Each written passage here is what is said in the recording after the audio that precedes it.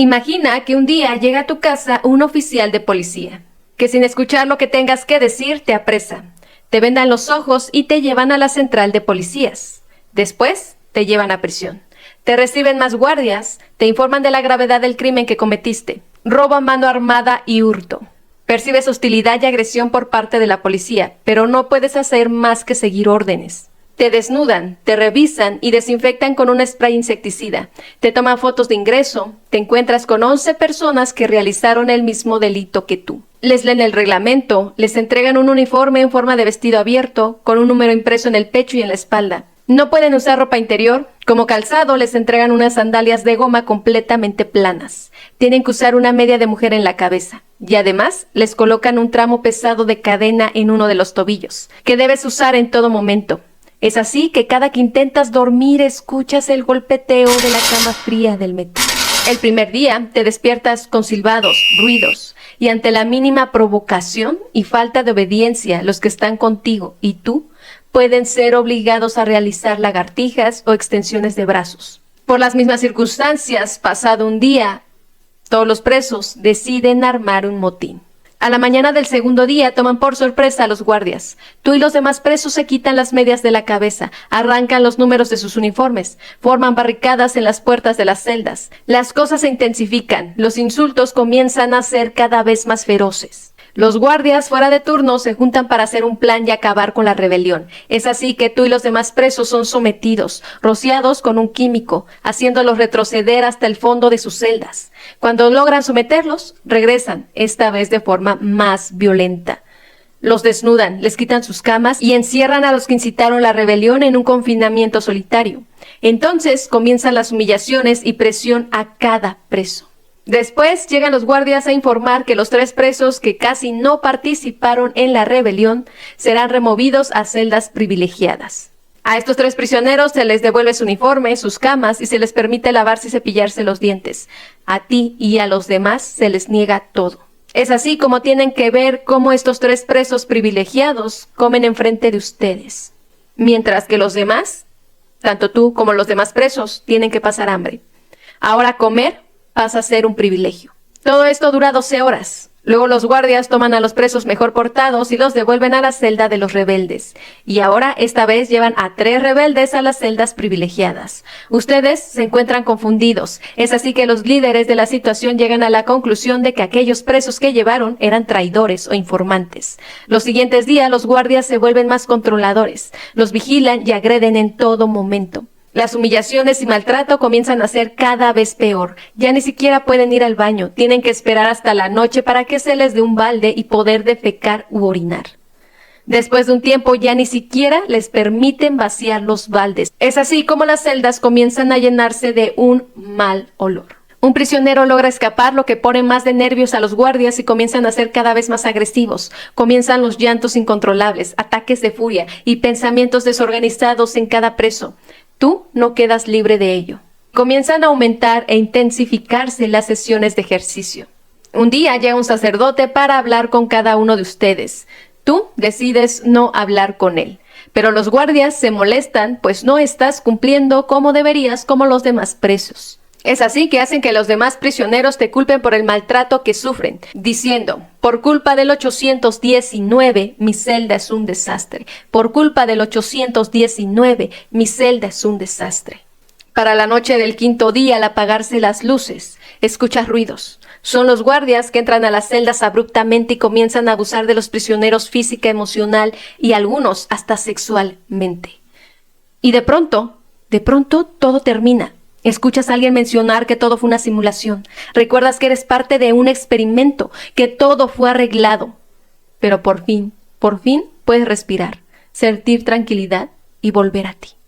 Y sí, esto sucedió y el causante de todo esto fue un profesor de psicología llamado Philip Zimbardo, quien tenía muchas preguntas sobre por qué los humanos seguían órdenes sin ni siquiera pensarlo. Tenía como base el experimento de Milgram, así que decidió y dijo: vamos a poner manos a la obra, dando como resultado uno de los experimentos más sonados en la psicología social, que seguramente tú ya habrás escuchado: la cárcel de Stanford. Se desarrolló en la Universidad de Stanford en 1971. Gracias al apoyo gubernamental es que pudo realizarse una simulación de un escenario sumamente realista, aunque muy pequeño.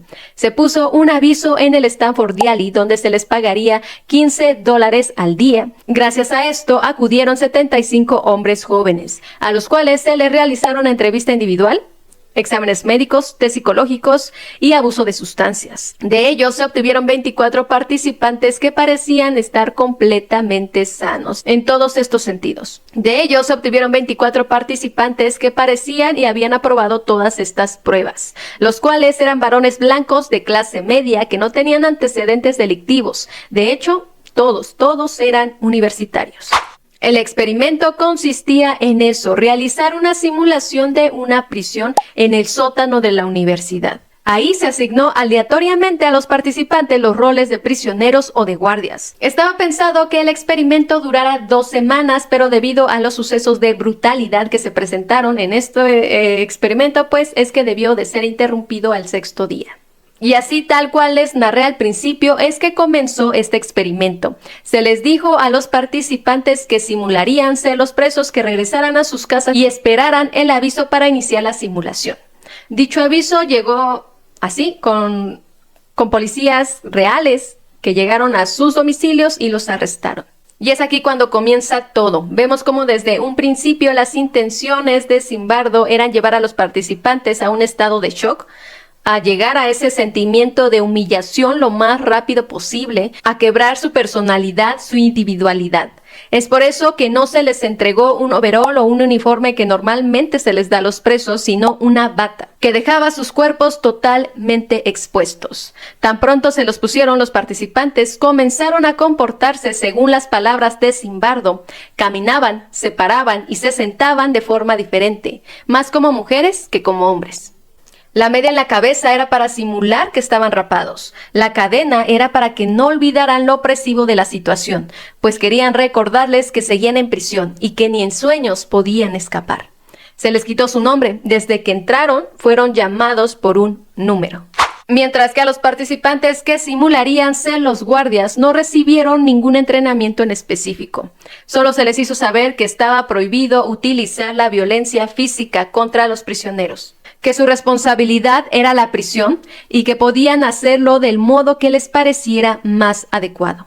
Lo que se les permitía era crear sentimientos de miedo, aburrimiento, de injusticia, que sus vidas estaban en control de los guardias. Es decir, se les dijo, ustedes tienen todo el poder sobre ellos, mientras ellos no tienen nada. Usaban gafas todo el tiempo, esto para no hacer contacto visual con los supuestos prisioneros.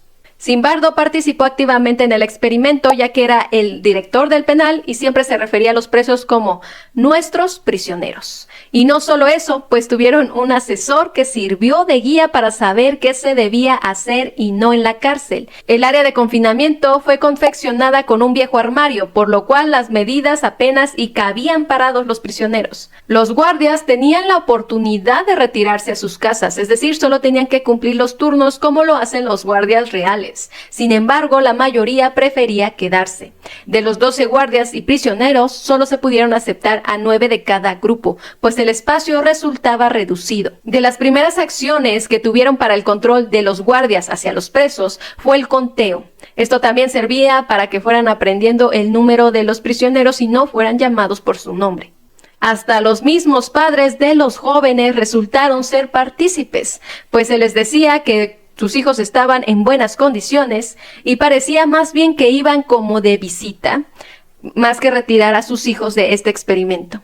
Zimbardo entró completamente en su papel, que incluso cuando se enteró que se estaba armando una fuga masiva, decidió mover a los participantes para que esto no ocurriera, diciendo, tengo una fuga en proceso. La seguridad de mis hombres y la estabilidad de mi prisión están en peligro. Es decir, ya no se refería a esto como el experimento, como los participantes, sino realmente ya los veía como sus hombres de seguridad y como sus prisioneros. A pesar también de que los participantes que simulaban ser los presos sabían que podían retirarse en cualquier momento, no lo hicieron, pues ya estaban sumergidos también en el papel. Ya no percibían ese confinamiento como un experimento al que pudieran renunciar. En sus mentes, ellos eran prisioneros reales. Al principio, algunos se rebelaban o intentaban defenderse de las humillaciones e insultos que los guardias ejercían sobre ellos. 3 terminaron por quebrarse. 2 fueron sustituidos y solo a 1 se le otorgó la libertad condicional. Los demás se adaptaron a las circunstancias, se volvieron buenos prisioneros, obedientes. Uno de ellos hasta se le sobrellamó el sargento, por acatar absolutamente todas las órdenes. Para el final del estudio, los prisioneros estaban completamente desintegrados, tanto como grupo como individuo. Uno de los que llegó como suplente, que no estuvo desde el principio, fue tanta la impresión que se llevó al entrar, que deseó irse. Sin embargo, los prisioneros que ya estaban ahí, lo hicieron entrar en la misma realidad que ellos, afirmando que no había forma de salir, puesto que eso era una prisión real. Y quizás Zimbardo hubiese llevado el experimento hasta las últimas consecuencias de no haber sido por Cristina Maslach, quien entró para hacer una revisión de la situación, para entrevistar a los participantes y se quedó completamente en shock, por lo cual decidió hablar de inmediato con Zimbardo y todo terminó. Cabe aclarar que 50 personas también visitaron la prisión, incluidos exconvictos, guardias expenitenciarios, oficiales, parientes, médicos, sacerdotes y abogados. De ellos, ninguno objetó nada. Las conclusiones a las que llegó Zimbardo fueron las siguientes. Las personalidades del individuo cambian cuando tienen puestos de poder. Los factores sociales e ideológicos determinan el comportamiento de los grupos, actuando según lo esperado, no lo que manda su juicio. Los individuos reaccionan a sus necesidades inmediatas en lugar de a sus valores o creencias internas. Sin duda, uno de los experimentos de suma crítica, pues resultó en lo antiético, inmoral, rompiendo los derechos humanos y al límite de lo anticientífico. Otros estudiosos de la psicología se enfrentaron a Zimbardo, tal como fue el caso de Erich Fromm, quien demostró que las conclusiones de Zimbardo eran imposibles de generalizar. Utilizó ejemplos extraídos de los campos de concentración, diciendo que estaba equivocado en dar por hecho que la presión institucional modifica la personalidad del individuo, sino que era todo lo contrario. La personalidad del individuo determina su conducta como prisionero. Además de que en los test que se les aplicó, ninguno servía para mostrar si los participantes tenían tendencias sádicas o no. Otros señalaban que el simple hecho de que Zimbardo participara activamente en el experimento hacía de sus conclusiones equívocas. No podría mantenerse imparcial o neutral, haciendo de sus conclusiones algo anecdotario y subjetivo. Así que muchos estudiadores atribuyen el comportamiento a la presión que sentían de lo que se esperaba de ellos, que liga esto más estereotipos que al cómo reaccionan las personas reales. Otros señalamientos se basan en el tamaño de la muestra, pues 24 personas no pueden representar conclusiones para la población penal donde hay millones de personas. Zimbardo, mientras tanto, quedó fiel a sus resultados, tanto que incluso durante la de Irak defendió a Iván Frederick, culpable de muchas atrocidades, pues argumentó que el sistema lo había impulsado a realizar dichos actos. Afortunadamente esto se descartó y a Iván Frederick se le condenó. Es un experimento único, pues las veces que ha tratado de reproducirse no lo ha logrado. Gracias y afortunadamente que le dan más valor a los derechos humanos. O quizás no quieren estar en la boca de todos. Y bueno, sin duda ha marcado la historia de la psicología. Lo que es un hecho real es que cuando sometes a los individuos al confinamiento, al aislamiento, lo llevas al límite de situaciones físicas o emocionales y además de todo ello quebranta su identidad, lo excluyes del grupo, la probabilidad de obtener situaciones violentas es casi segura. El contexto juega un papel importante para orientar la moralidad de nuestro trato a los demás, y eso se deja ver cuando rompemos la regla de la normalidad, como sucedió en este experimento. Solemos pensar que la crueldad del hombre solo existe en las malas personas. cuando la realidad es que existen personas honradas que por infinidad de circunstancias terminan cometiendo actos deshonrosos. Por ejemplo, pensemos en una madre que tiene una hija que está muy enferma y necesita ser operada inmediatamente. Y la madre no cuenta con los recursos y por más que trabaja y trabaja, no es suficiente. Y mientras más avanza el tiempo, más acorta la vida de su hija. Así que decide robar un banco. Algo valioso que arrojó este experimento fue el hecho de demostrar que la naturaleza humana no está al control del libre albedrío como solemos pensar, sino que se encuentra sujeta a un sistema de creencias, acciones y hasta al sistema de recursos.